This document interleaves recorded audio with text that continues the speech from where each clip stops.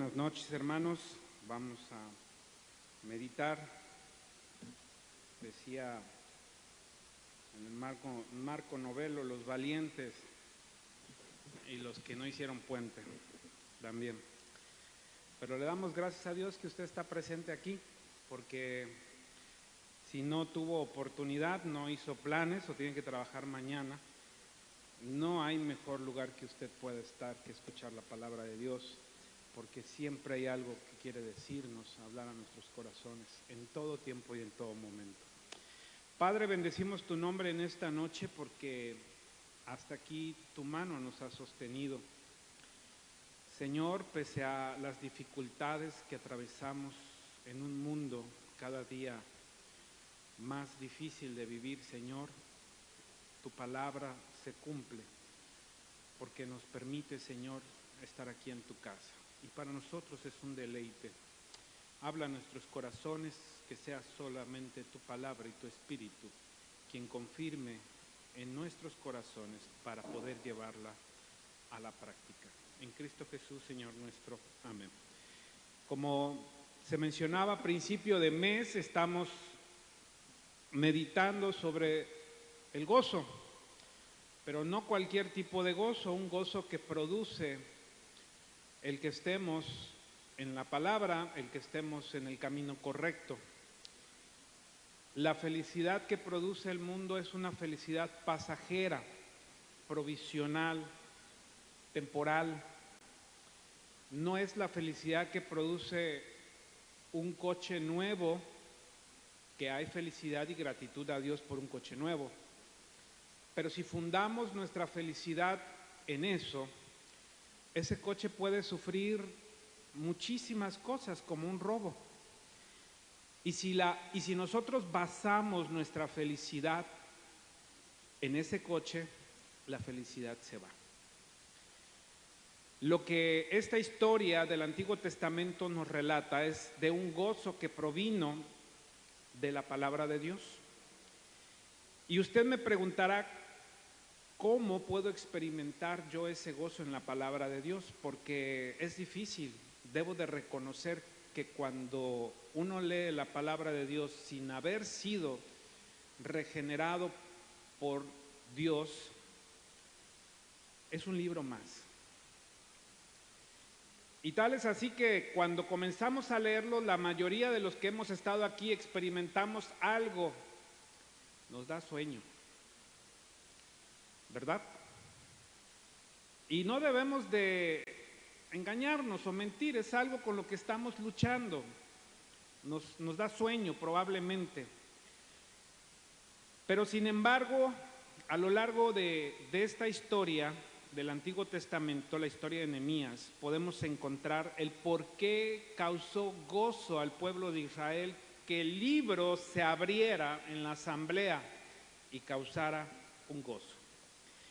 Y vamos a comenzar hablando acerca de Nehemías, que ya hemos platicado mucho acerca de él. Yo creo que este año usted ha aprendido mucho de Nehemías. Nehemías hemos dicho que era un hombre conocedor de un arte que es la gastronomía, lo podemos mencionar ahora porque era un catador de vinos. Era la persona responsable y de suma confianza que el rey Atarjejes tenía para que si el rey, alguien atentara con su vida, antes que muriera el rey, moría el copero. De tal manera que la confianza que el rey tenía sobre Nehemías era amplia. Y Nehemías no solamente era un funcionario cuya remuneración estaba muy buena, me imagino, sino que también gozaba de los privilegios que gozan hoy en día muchos funcionarios públicos de alto nivel, porque hay funcionarios que estamos abajo y esos no gozan de los beneficios de arriba. Tenía los mejores alimentos porque estaba y él se sentaba en la mesa del rey, los mejores vinos, los mejores entretenimientos que el rey podía tener, los disfrutaba Nehemías. Era un hombre que tenía resuelta la vida, ya lo hemos dicho. Sin embargo, la historia y toda la historia de la humanidad está cumpliendo, aunque usted no lo vea, aunque usted esté descansando en su casa, está cumpliendo un propósito para los planes de Dios. Dios permitió a Nehemías llegar a ese puesto tan alto, como Dios te está permitiendo estar donde te encuentras. Tienes que aprender eso. Los planes de Dios, aunque no han sido revelados para tu vida, Dios te tiene en ese lugar con un propósito. Debes de tenerlo muy presente, porque cuando Nehemías escuchó la situación que acontecía con el pueblo de Israel, que era su pueblo, puso manos a la acción. Y remembrando un poco lo que es la historia acerca de este personaje, de este héroe del Antiguo Testamento, encontramos la circunstancia en la que estaba viviendo ese pueblo. Ese pueblo se había alejado de Dios, había una sentencia, una advertencia de parte de Dios en el libro de Levítico. Si me pueden proyectar Levítico 26:33.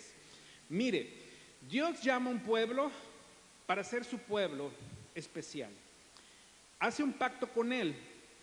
En ese pacto, el pacto le dice que será por obras, mientras el pueblo tenga en cuenta que solo será su único Dios. En el Antiguo Testamento, Dios los cuidaría, Dios los protegería y Dios los llevaría a una tierra prometida. Sin embargo, como hoy en día, también en el Antiguo Testamento y en los tiempos pasados, el pueblo no cumplió su palabra. Y Dios le dice las consecuencias de esta desobediencia. Levítico 26:33. Y dice: a vosotros os esparciré entre las naciones y desenvainaré espada en pos de vosotros, y vuestra tierra estará asolada y desiertas vuestras ciudades. Eso es lo que iba a pasar al pueblo de Israel si este pueblo se iba en pos de otros dioses, o sea, idólatras. Se inclinaban en otras deidades, levantaban un dios hecho por manos humanas, y eso enfurecía a Dios, porque Dios es celoso de la adoración que solo la debe recibir Él. Por una sencilla razón, porque Él es el creador de todo el universo. Porque nosotros somos las criaturas hechas a imagen y semejanza de Él. Él es el autor de la vida, Él es el que sostiene el universo, Él es el que controla las estaciones del tiempo, Él es el que permite que caiga agua para la supervivencia del ser humano y de todo lo que hay en este mundo.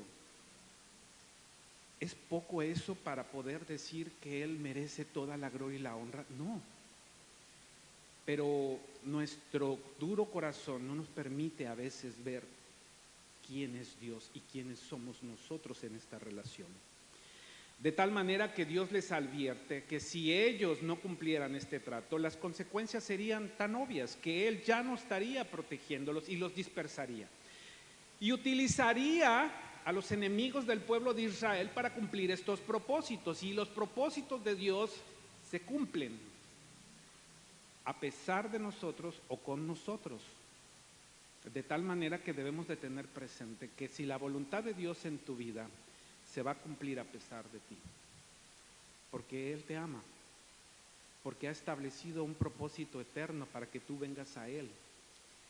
Y si a pesar de tu rebeldía, de tu duro corazón, no quieres venir, Él te traerá. Y te traerá de tal manera que probablemente no sea la mejor manera que tú consideres, pero cuando vengas a Él, verdaderamente entenderás muchas cosas. Y el pueblo de Israel, en la historia de Nehemías, comenzamos a ver que estaban todos dispersos. Vienen y le pregunta Nehemías a un hermano que él tenía, que nos dice el primer capítulo, que cómo se encontraban y cómo se encontraba Jerusalén. En el versículo 2 del capítulo 1 de Nehemías dice: vino Hanani, uno de mis hermanos, con algunos varones de Judá, y les pregunté por los judíos que habían escapado, que habían quedado de la cautividad, y por Jerusalén. Y aquí vinieron las malas noticias que traían, porque la ciudad estaba en ruinas, el pueblo estaba padeciendo vergüenza, las murallas de la gran Jerusalén estaban destruidas, Las puertas que daban seguridad y tranquilidad al pueblo de Israel no existían, quemadas a fuego, porque la invasión lo que hizo fue destruir Jerusalén. Y como en toda era de la historia, Dios levanta a un hombre para poder cambiar el transcurso de la historia. Por eso nosotros estamos aquí, porque Dios levantó hombres en algún momento para que el evangelio fuera predicado y nosotros pudiéramos recibirlo. Esos hombres murieron trágicamente algunos partieron a la presencia de Dios por vejez, pero el llamado de muchos hombres es algo que no podemos evadir, y Nehemías no evadió, hermanos, el llamado de Dios, porque había un propósito atrás de todo, pero Dios lo puso en un lugar privilegiado. Es probable que tú estás en un lugar privilegiado sin darte cuenta, porque Dios tiene un plan, un propósito que tú debes de cumplir. Pon atención a los designios de Dios, porque generalmente son irrevocables, como en el caso de Nehemías. Entonces la historia nos relata que la familia de Nehemías viene y Nehemías toma una determinación. No era constructor Nehemías, no era ingeniero, no era maestro de obra, no era contratista, su oficio era otro, pero algo característico había en Nehemías, y es que Dios había puesto en su corazón reconstruir Jerusalén. Y cuando Dios pone algo en tu corazón, ni el mismo Satanás lo puede quitar, porque Dios lo ha puesto. Tal es así que no solamente Dios pone en el corazón de Nehemías esos planes, y eso lo podemos ver en el capítulo 7, versículo 5 de Nehemías, y dice: entonces puso Dios en mi corazón que reuniese a los nobles y oficiales. O sea, hay un plan que Dios está haciendo. Pero cuando Dios te da ese plan, no solamente te deja a la deriva, sino que también abre puertas. Te puso en un lugar, ahora Dios pone en tu corazón este plan y comienza a operar un magnífico y extraordinario propósito de Dios que nadie puede explicar. Halló gracia en el rey, halló gracia en el pueblo, porque le siguieron como un buen líder y hicieron lo que en 52 semanas nadie podía creer, ni los enemigos. Y ojo, quiero dejar algo muy claro: hubo adversidad para cumplir los planes de Dios. Quiero decir que para que tú también cumplas los planes de Dios va a haber adversidad, pero la adversidad no debe de desanimarte ni hacer que retrocedas en la fe, porque la misma adversidad ayuda a los propósitos de Dios. Ahí está que el pueblo de Dios quedó cautivo. ¿Por qué quedó cautivo? Porque había algo que el pueblo de Dios hizo, y eso es para nuestros días, para nuestra enseñanza.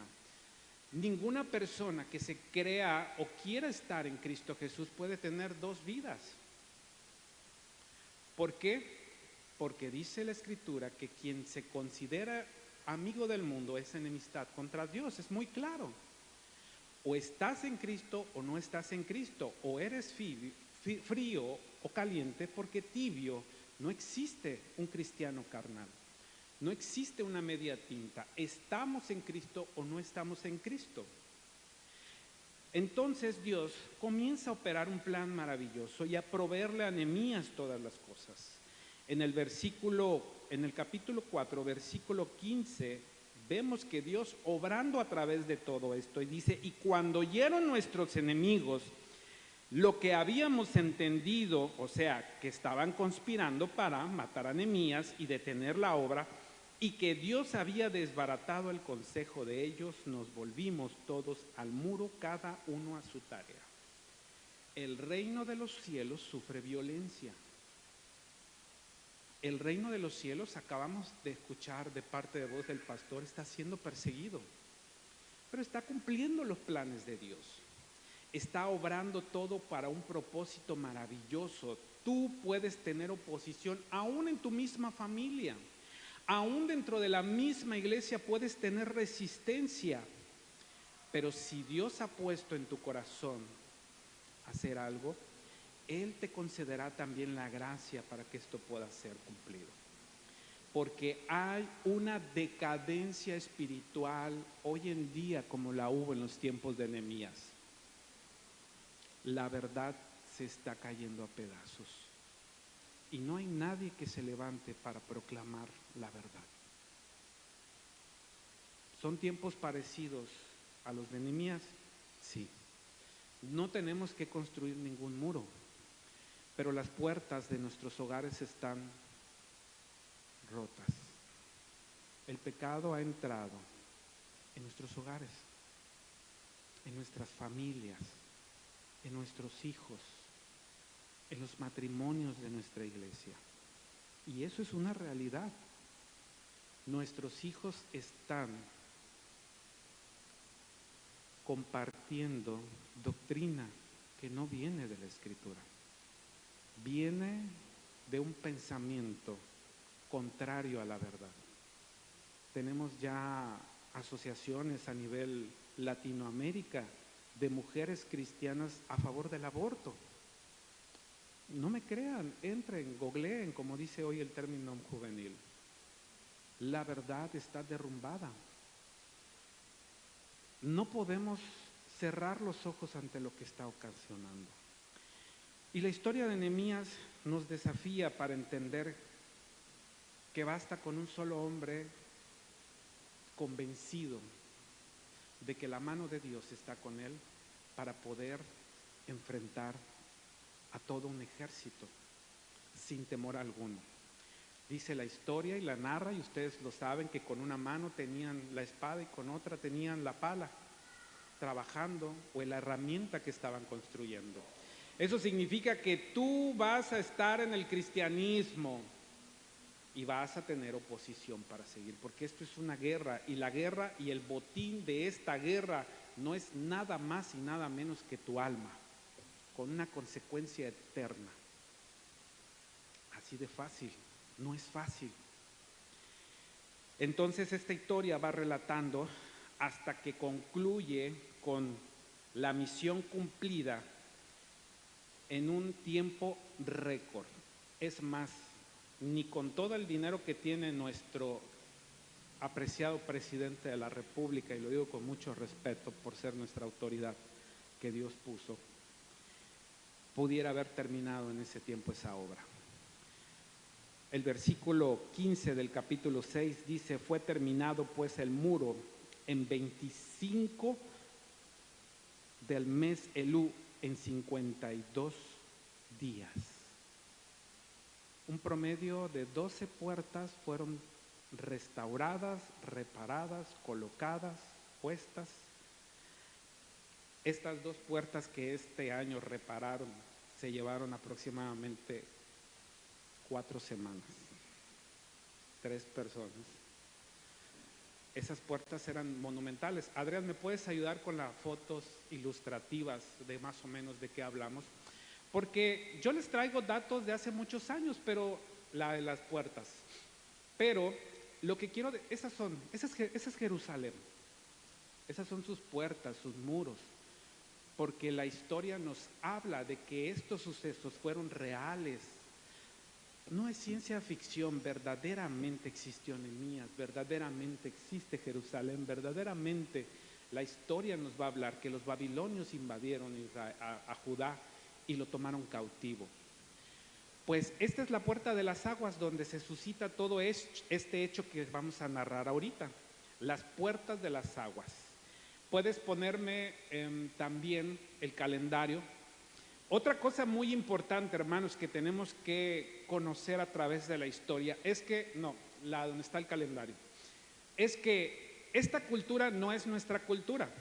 Por eso es que hay festividades que ustedes van a ver que no corresponden a festividades que nosotros practicamos, pero tenemos que entender cuál era la esencia de esa festividad, porque Dios las estableció con un propósito.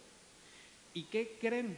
A lo largo de lo que acabamos de leer, el pueblo muchos años no conocía el libro de Moisés, los 5 libros de Moisés, o sea, su Biblia en ese entonces. ¿Y en qué se parece que nuestros hijos hoy en día no están creciendo conociendo qué es la Biblia? nuestras generaciones están perdiendo identidad con el libro de la vida. Así el pueblo judío en estas festividades no las dejó de celebrarlas porque las desconocía. Nos vamos a remitir al año 6 y 7. Dice la historia que el muro fue concluido en el mes de Elul, el versículo 15 del capítulo 6 que acabo de leer, es el 6. Pero las festividades que se mencionan en el libro 7 datan precisamente entre septiembre y octubre. Son las fechas que voy a mencionar, que son las fiestas de las trompetas, de la expiación y de los tabernáculos. Ahora, si usted quisiera conocer un poquito más acerca de qué es esto de las festividades que Dios estableció, aclaro, hermanos, nosotros no somos judíos, pero sí somos cristianos. Debemos entender estas festividades, pero no somos llamados a practicar estas festividades hoy en día. Mire, el libro de Levítico, capítulo 23, nos habla, si usted tiene su Biblia puede verlo ahorita, el título dice, las fiestas solemnes, y usted puede en otro momento agarrar y ver cuáles son estas fiestas. Una de las fiestas muy importantes es las fiestas de las trompetas. La siguiente festividad que tenía el pueblo judío solemne es la fiesta de la expiación o la reconciliación. Y por último tenemos la fiesta de los tabernáculos, que es en el mes de septiembre, en el mes 7, finales de septiembre, inicios de octubre. La última semana del 15 de mes de septiembre comenzaban la fecha de los tabernáculos. ¿Por qué son importantes estas fechas para los judíos? Porque Dios se las estableció en el antiguo pacto. Por eso ellos las estaban haciendo. Tenían un propósito.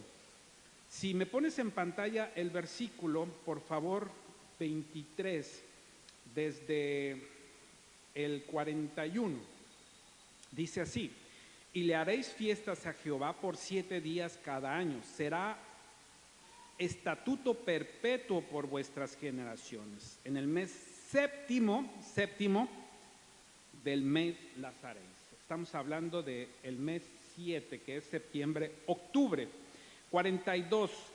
Esta festividad es en tabernáculos, habitaréis 7 días, todo natural de Israel, o sea, todo israelita habitará en tabernáculos. Versículo 43, estoy en el Levítico 23.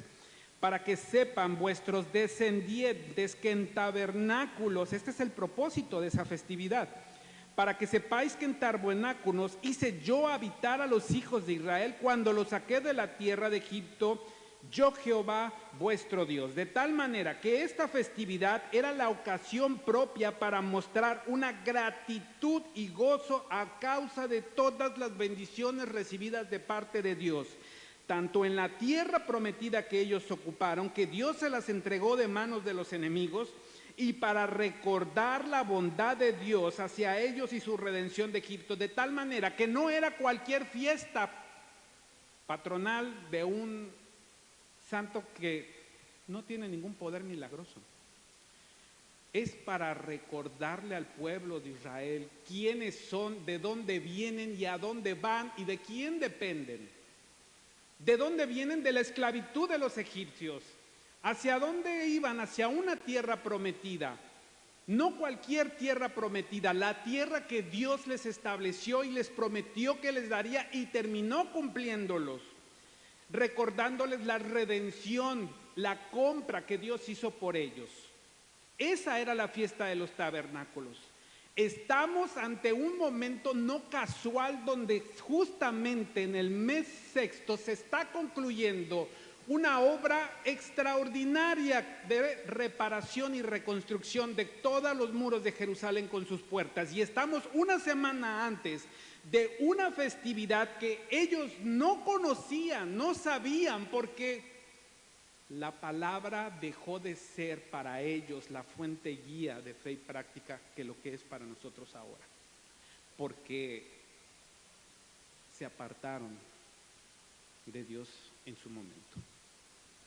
No fue casualidad, No fue programado que esto de que una semana antes de la reconstrucción del muro posteriormente viniera la festividad. Y digo que no lo sabían, no porque yo estuve en ese momento o alguien vino y me lo dijo, porque la misma Escritura nos da evidencias al decirnos que este libro que no conocían, encontraron el versículo 13, al día siguiente se reunieron, estoy ahorita ya en Nehemías 8 en el texto, dice, al día siguiente, 8:13, al día siguiente se reunieron las cabezas de familia de todo el pueblo, sacerdotes y levitas, a Esdras el escriba, para entender la palabra de la ley. 14, y hallaron escrito en la ley que Jehová había mandado por mano de Moisés que habitasen los hijos de Israel en tabernáculos en las fiestas solemnes del mes séptimo. Ni siquiera sabían, perdieron la adoración que ellos debieron haber hecho.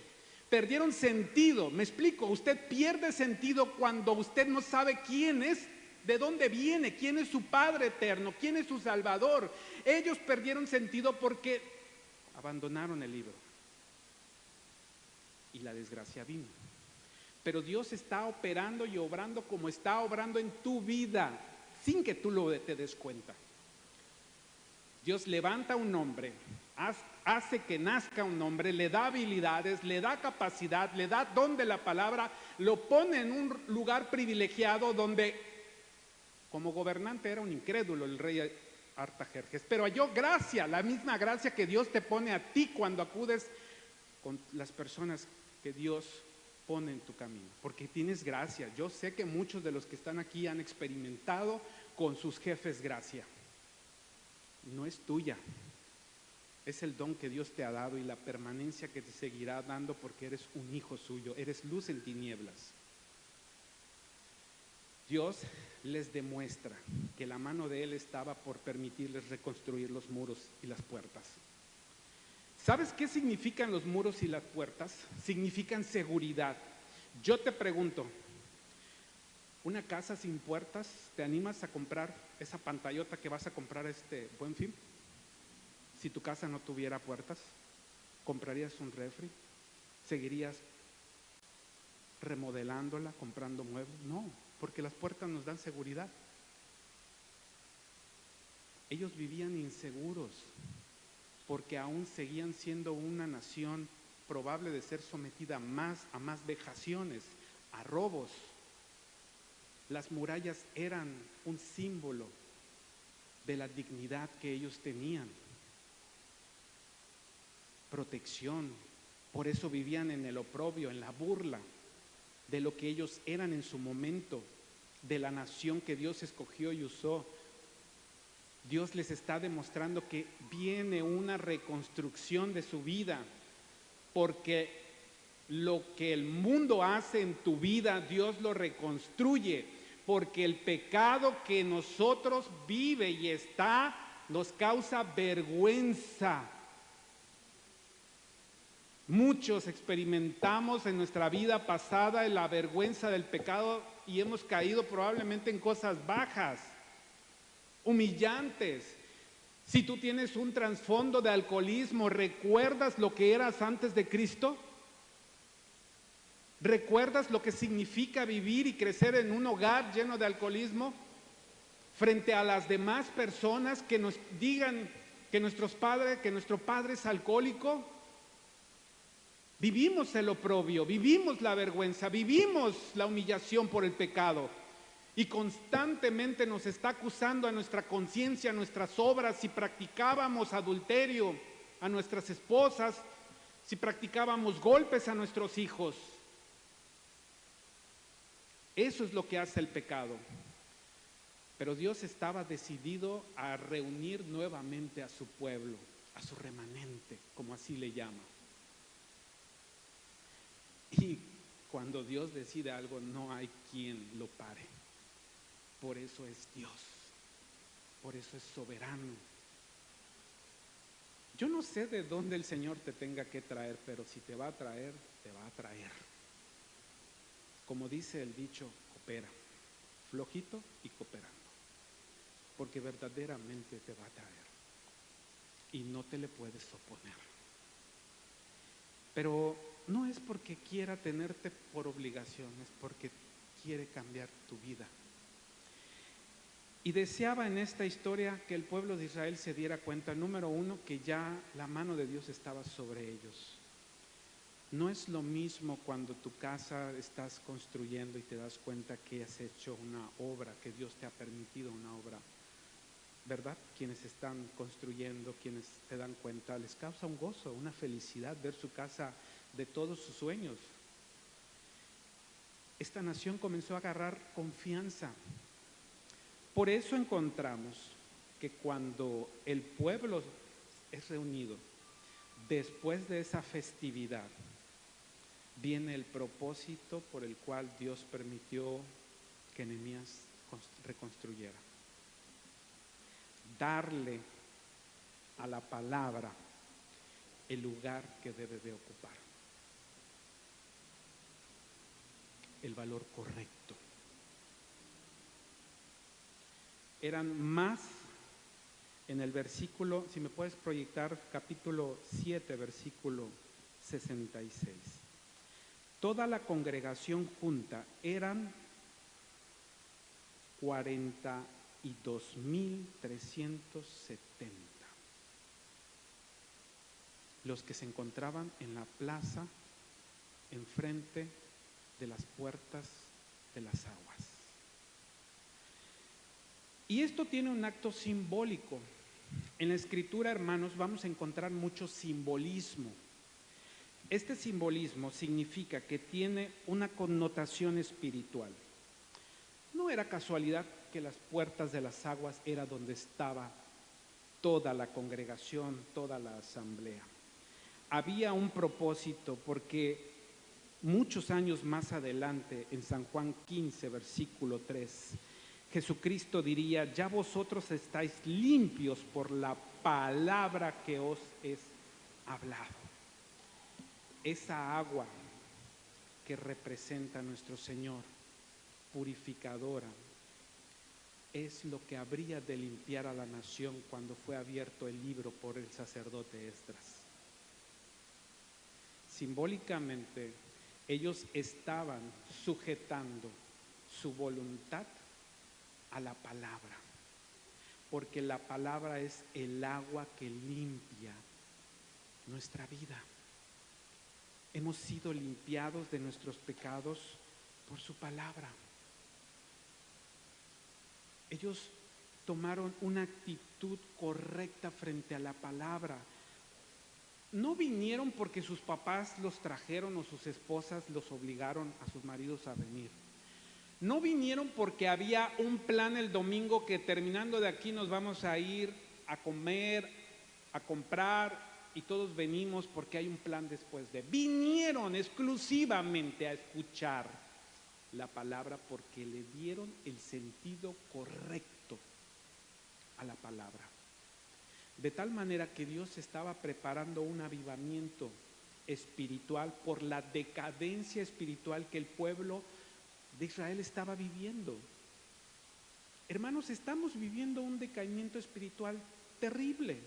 He mencionado solo un ejemplo.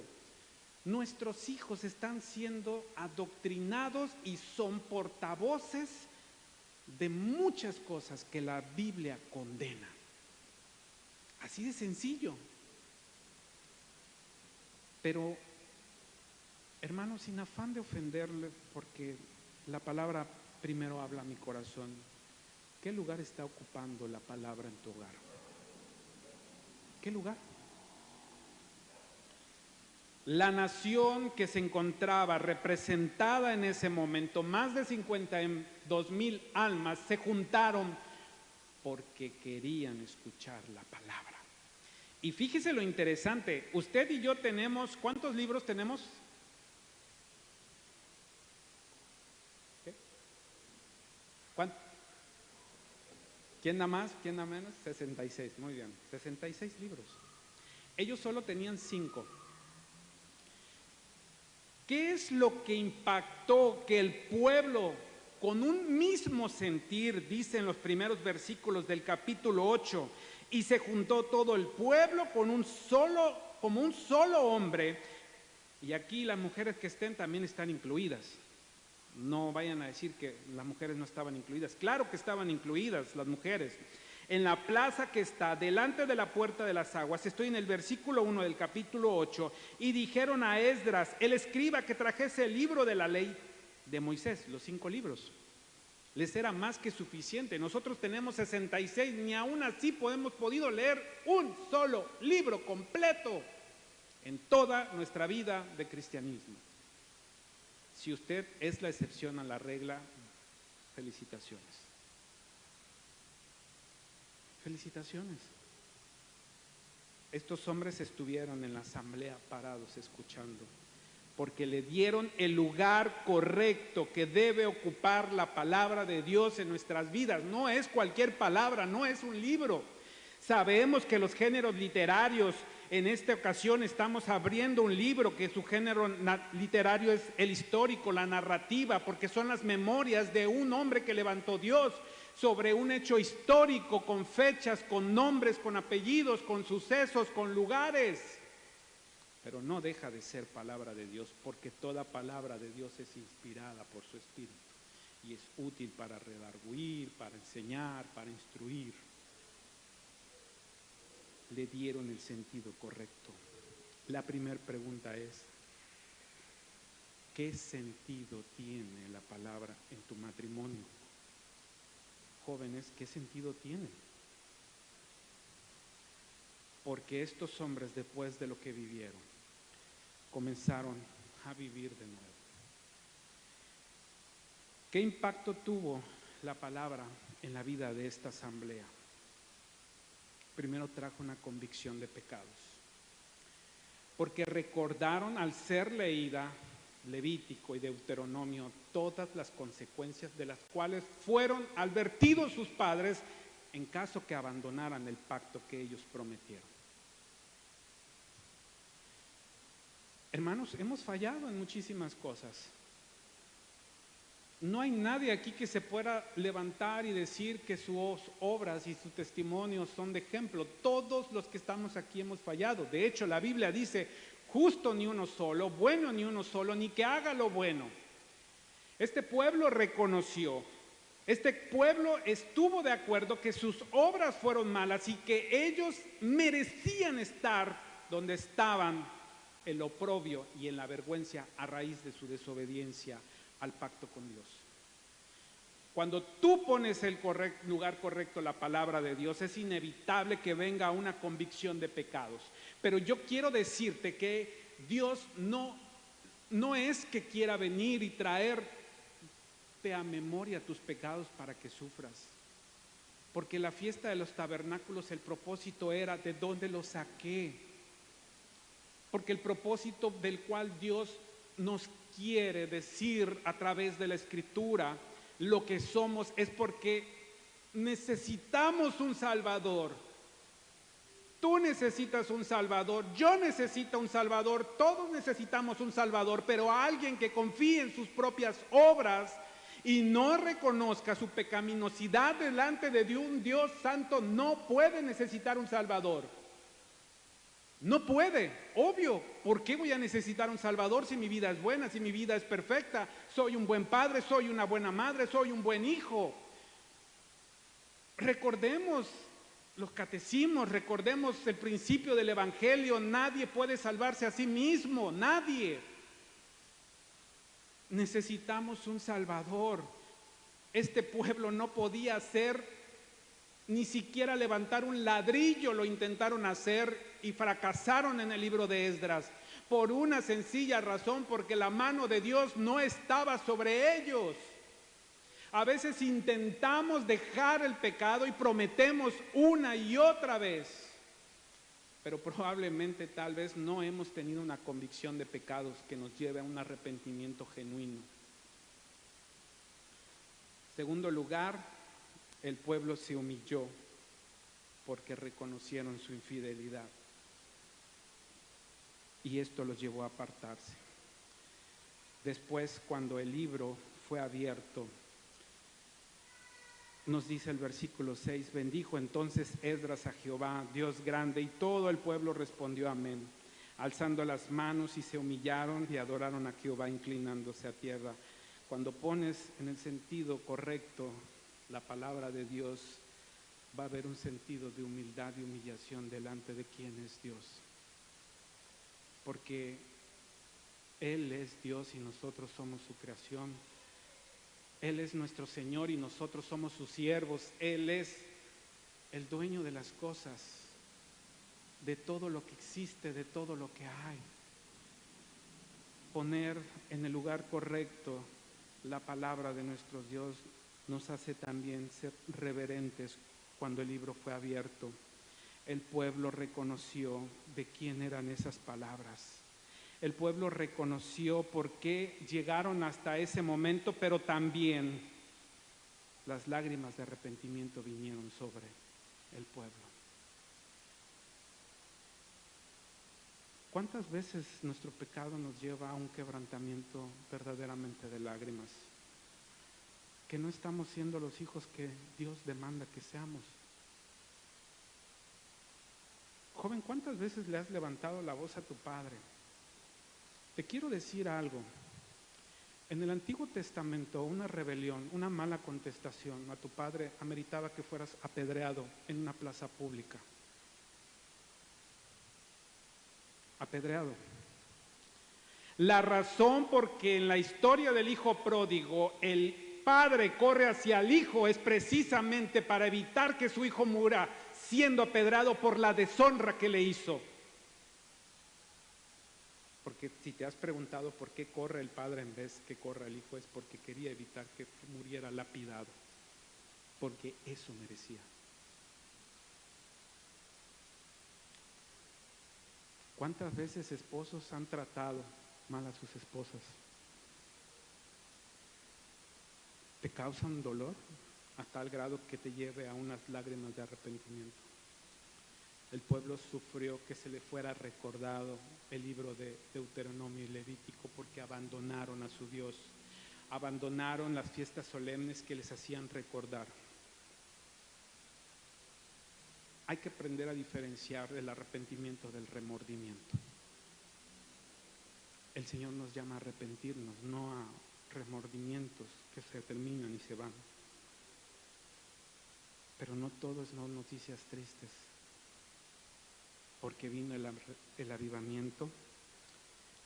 Los maestros que comenzaban a darle sentido a la ley, en todo el capítulo 8 podemos leerlos, versículo 8, y leían el libro de la ley claramente y ponían el sentido de todo lo que se entendiese la lectura. Y ese es un llamado a nosotros, los predicadores, que somos laicos, a los maestros que ahora tenemos en la iglesia, a que debemos de prepararnos, porque el pueblo de Dios tiene que ser alimentado de tal manera que comprendan y entiendan correctamente la ley de Dios.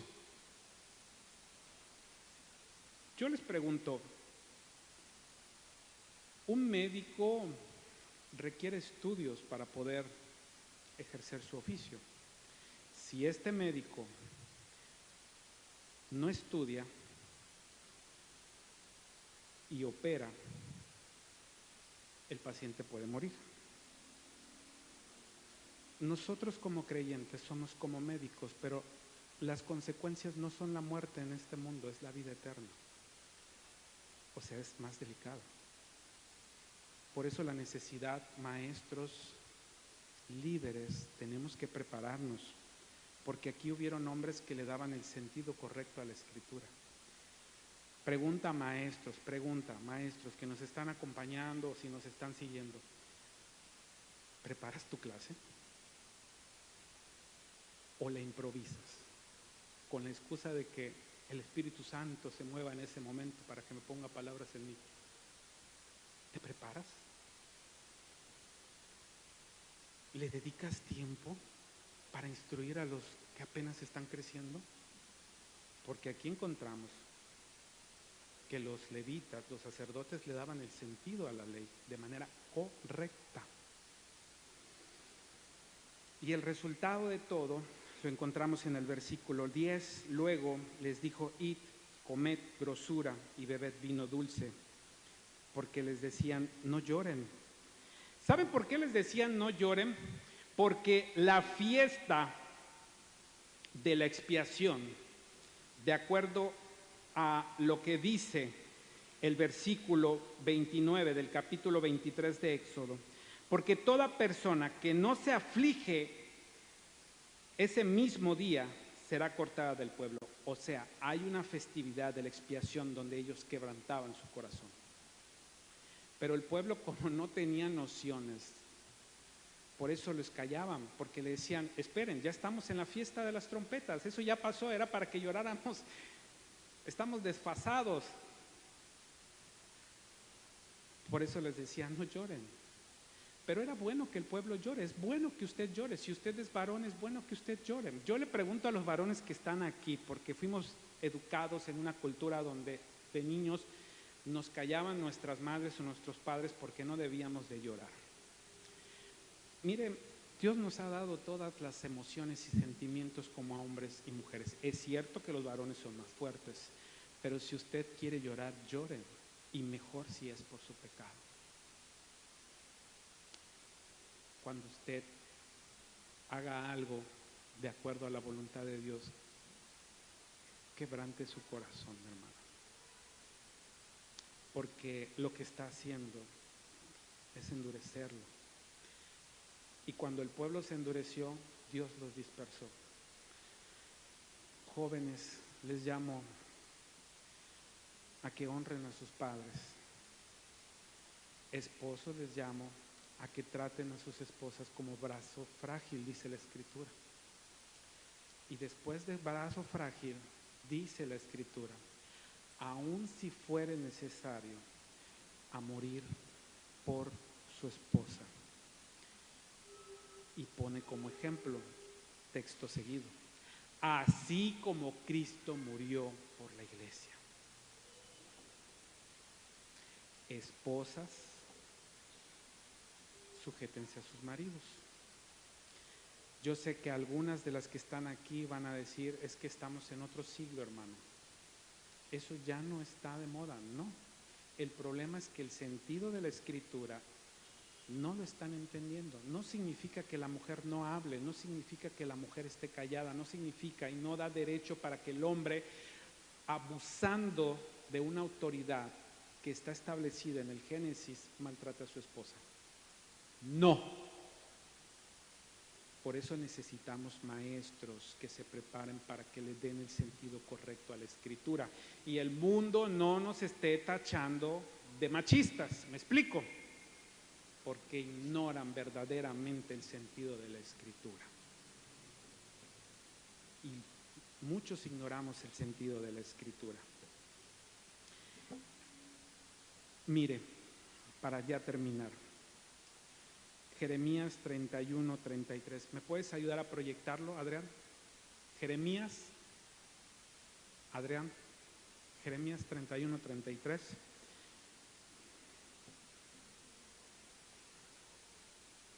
Y Hebreos 10, 16. Dice así, mi hermano.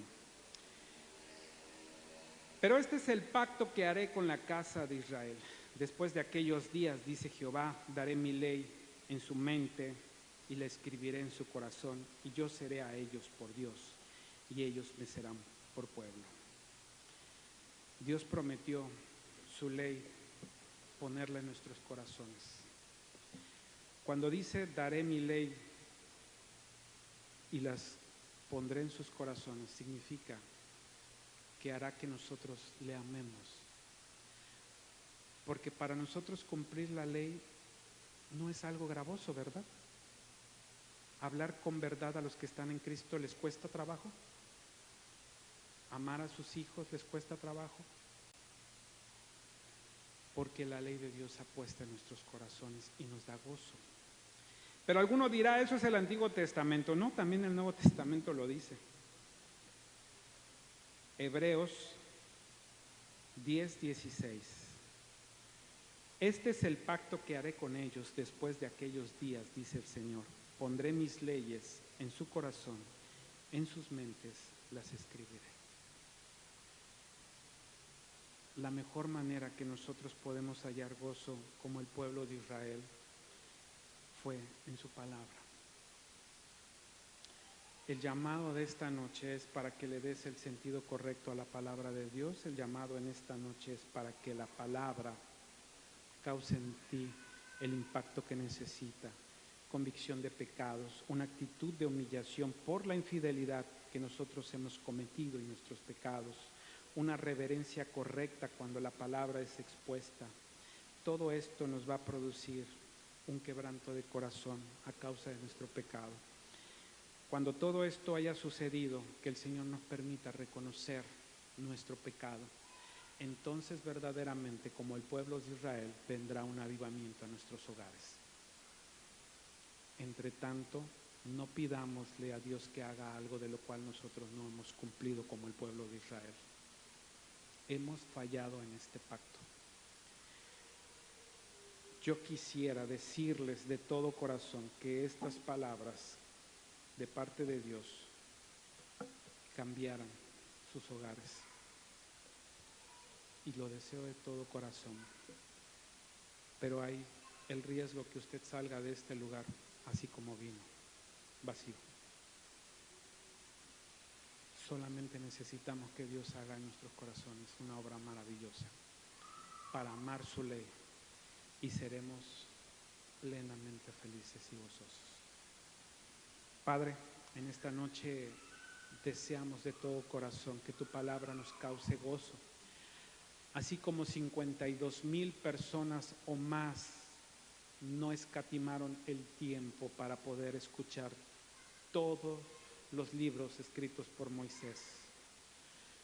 Y nosotros, Señor, perdónanos porque a veces 30 minutos, 20 minutos ya estamos inquietos porque no podemos guardar reverencia a tu palabra. Lo reconocemos. De principio a fin, Señor, tu palabra es la única que nos puede traer vida eterna. Y aún sabiéndolo, Señor, somos omisos al leerla, al estudiarla, al conocerla. Pero tú que todo lo sabes, todo lo perdonas y lo mucho que amas a tu pueblo, venimos para que nos ayudes, para que tu palabra nos cause gozo, que sea la única y suficiente capaz de hacernos, Señor, cambiar nuestras vidas y nuestros corazones duros. En Cristo Jesús, Señor nuestro. Amén.